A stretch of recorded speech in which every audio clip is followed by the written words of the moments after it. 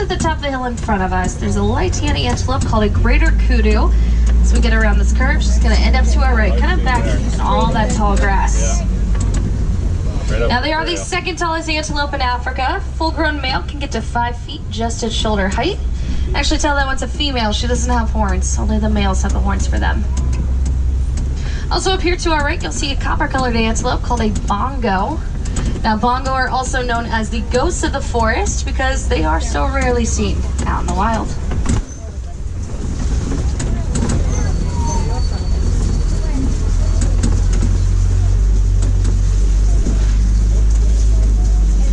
More bongo up ahead. Also going to end up to our right up here.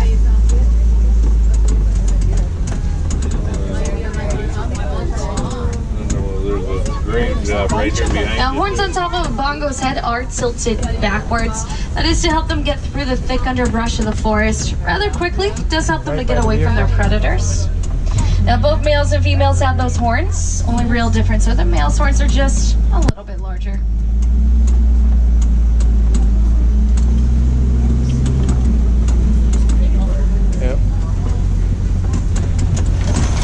We're going to exit the forest and head up towards the Safi River, which is pretty great because, as I always like to say, the closer we are to water, the closer we are to animals. So let's go see what we can find.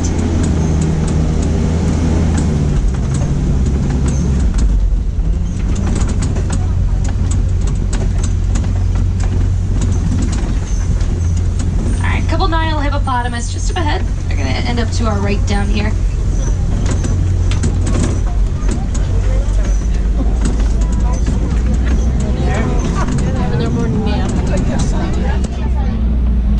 Like there's a couple in the water to our left as well. I can understand that. Now they are the largest river dwellers in Africa. They can get up to 5,500 pounds when fully grown.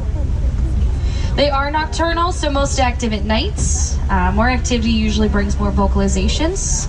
Hippo's vocalization is called a wheeze honk, named such because it sounds like that series of wheezes and honks. Pelicans to our left are pink-backed pelicans. They get that name because during mating season, their backs do turn a pink color. They're also colonial nesters, known to nest with up to 500 pairs.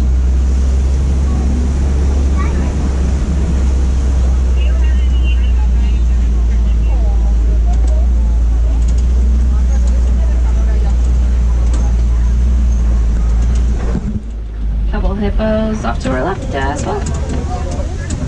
Now also up here will be to our left, a couple Nile crocodile. Now they do average in 16 feet in length from the tip of their nose to the ends of their tails, though they are known to get to lengths of 20 feet. Now their jaws have a crushing force of 5,000 pounds per square inch, so that does give them the strongest bite force of any animal in the world.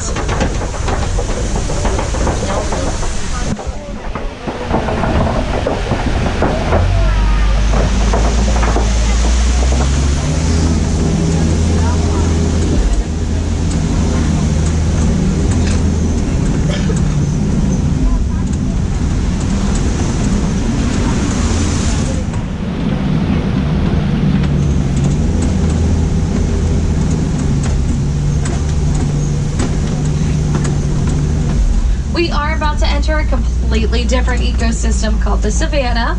Now this is home to some of Africa's more iconic animals like giraffes, elephants, and ostrich. But if we get really lucky while we're out here, we might even get to see some cheetahs or lions. So keep those fingers crossed.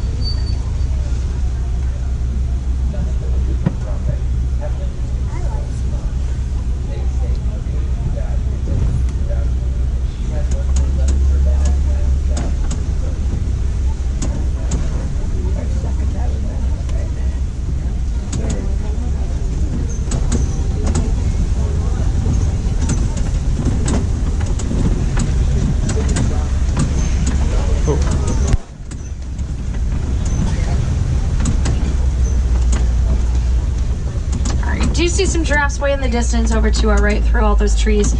So we'll try to catch up with them once we get to that side of the reserve. They're behind the tree over there. Now, giraffes are the tallest living land animals in the world.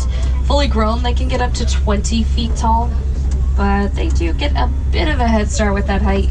When they're born, they're already 6 feet tall. You'll notice something about all the trees out here. Their leaves tend to stop at about the same height. That is because of those giraffes. They keep those leaves trimmed back, which does allow for more sunlight and rain to reach the grass below, which helps that to grow, which of course is great for grazing animals like antelope or gazelle. So all the animals on the reserve do play their very own parts to help shape that landscape you're looking at.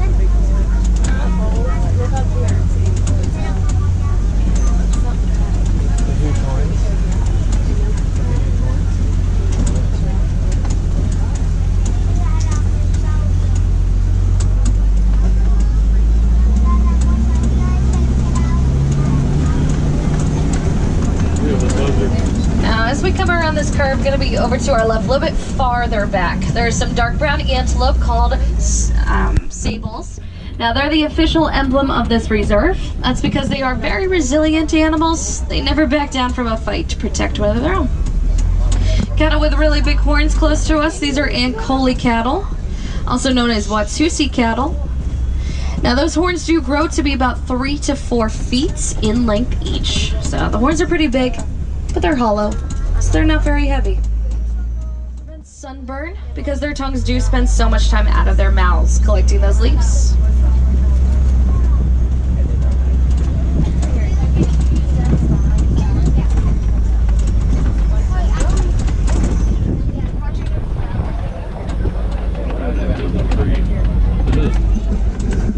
Now, a group of giraffes, much like this, you can call one of two things. When they are migrating, they are called a journey. When they're all just standing in one area, they're called a tower. These are Maasai giraffes. You can tell that by looking at their spots. So as we get closer, check out their spots. You're gonna see how they're jagged around the edges and kind of look like warped jigsaw puzzle pieces. That's how you can tell they're Maasai. Now, each Maasai giraffe's coat pattern is unique to that giraffe, much like how our fingerprints are to us.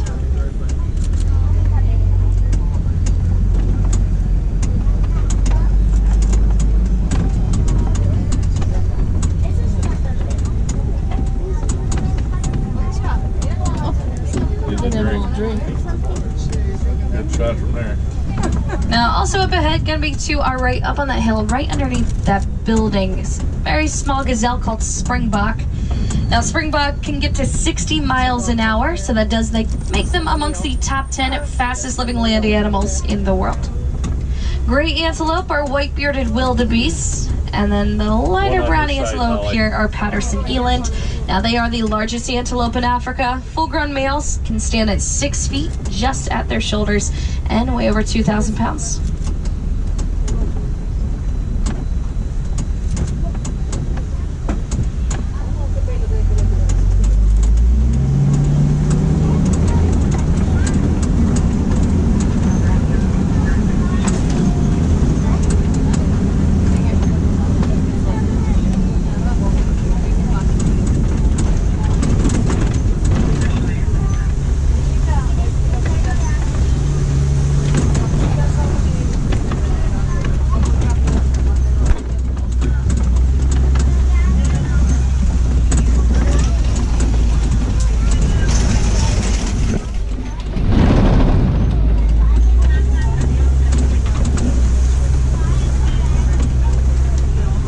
Do you see an African elephant through the trees over to our right? So we're gonna come up here. There's a clearing in these trees. Might be able to see it. Now, the African elephant is the heaviest living land animal in the world. Fully grown, they can get up to 14,000 pounds. All right, kind of back behind us there. See him heading through those trees. Now, you can tell this elephant is a male because he is by himself. That's how they'll spend the majority of their adulthood. By themselves, the males are pretty solitary animals, but sometimes they do come and go in a loose bachelor group. Now, males are driven out of the herd when they reach about 13 to 15 years old. It's because they start to get a little too aggressive at that age. Whereas females stick with their mothers for their entire lives, remaining in the exact same herd that they were born in. So we're gonna head deeper into elephant country, see if we can maybe find a herd just up ahead.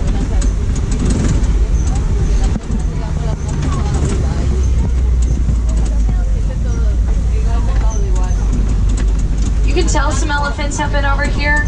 If you look at the red clay coming up on both sides of the truck, you'll see their tusk marks. They will dig in that clay to eat it, to get the minerals inside. It's very nutritious for them. And I see more elephants up ahead to our left. Now, in a single day, the African elephant can eat around 300 pounds of food and drink up to 40 gallons of water, all while using that very large trunk of theirs, which has about 100,000 muscles and tendons inside of it. We're just gonna come around these trees, get a little bit clearer view of those elephants from up here. You see that baby elephant up against the rocks to our left. Like I said, we'll get around all these bushes, get a little bit better view. There's a little guy.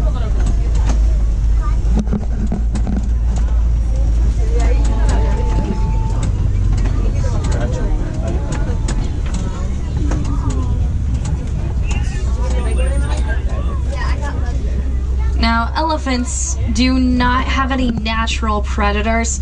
Unfortunately, their only threat are humans, and that's because they are being poached for those ivory tusks. But they're also experiencing a great amount of habitat loss. A lot to do with mining for metallic ore called coltan, which is used in the production of our electronic devices, such as cell phones, cameras, computers, and TVs. So if you want to help out those African elephants, help them to regain their home, all you have to do is just recycle your electronics once you're done using them. Also coming up to our left is a flamboyance. A flamboyance is a group of flamingos. These are greater flamingos. They are the largest and the lightest shade of pink of all flamingo species. When they hatch, they are just a gray color. Flamingos don't really get their full pink shade till they're about 1.5 years into life. It's because they get their coloring from what they eat. Now, their favorite food is brine shrimp, which is packed full of beta carotene. So it takes a little bit of time and a whole lot of shrimp before that beta carotene really sinks into their system and starts to change their color.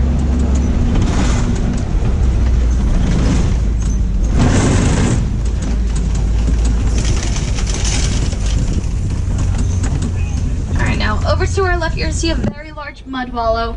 That's a good indication some white rhinos have been over here. They'll roll around in that mud to help protect their skin. It does kind of act like a sunscreen mixed with bug repellent for them. So we'll keep an eye out. Hopefully they didn't wander too far away. Wait, what? A cheetah. You saw a cheetah? You just saw one?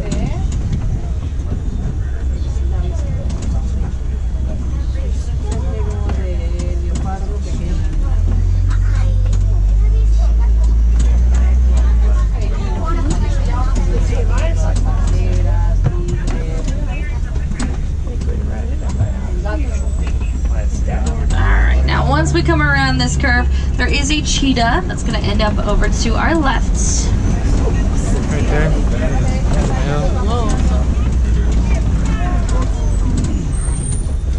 Now, cheetahs are the fastest land mammals in the world. They can get to speeds of 65 to 70 miles an hour. They can really only hold on to that high speed for a couple hundred yards, so they do have to be very patient when they're out hunting.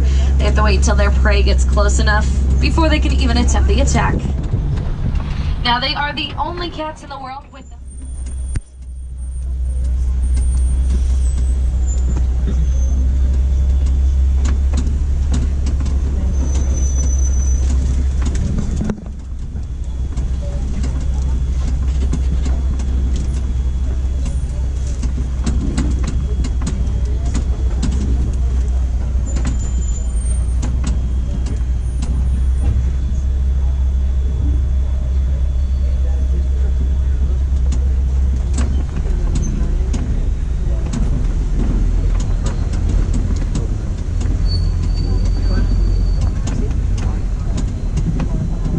there's a lioness right at the edge of the copy coming up to our left.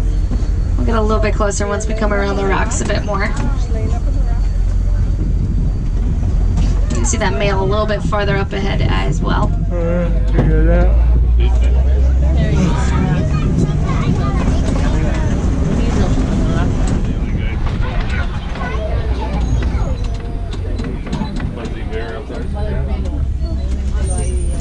Now they are nocturnal animals, so most active at night. They're actually inactive for up to 20 hours out of the day.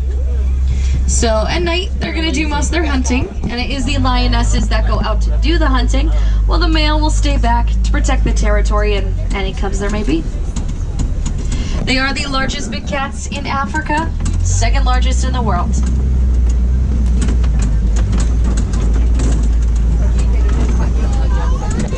Some warthogs coming up to our left. Now, warthogs get their name from the warts on their face, which only the males have.